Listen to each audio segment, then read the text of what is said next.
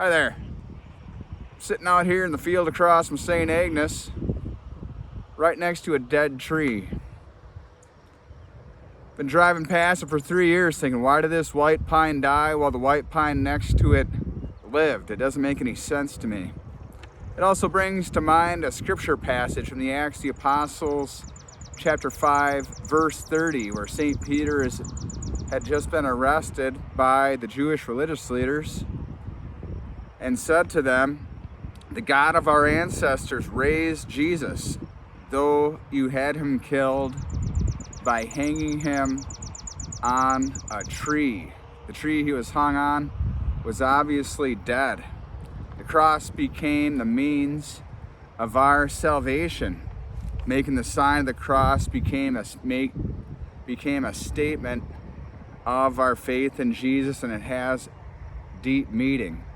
That's what I wanted to talk about here briefly, the sign of the cross. The sign of the cross is a sacramental. A sacramental means it is a sacred sign instituted by the church, which prepares a person to receive grace, and it sanctifies or makes holy a moment or circumstance. The sign of the cross has been used in the church since the earliest times to begin and end prayers, to begin and end Mass. The sign of the cross is a prayer and a blessing. The Catholic begins the day with prayers and activities, beginning with the sign of the cross. In this way, a person dedicates the day to God and calls on God's strength in times of temptation and difficulties. St. John Vianney, the patron saint of priests, said, a genuinely made sign of the cross makes all hell tremble. By making the sign of the cross, we're saying to the Lord, I will pick up my cross and follow you. When suffering happens in our lives, where we feel abandoned by God, the sign of the cross brings him there. It's a way of acknowledging Jesus and asking for his blessing during a time of trial. One of the main teachings of the early church fathers is that the sign of the cross is a declaration of defense against the devil.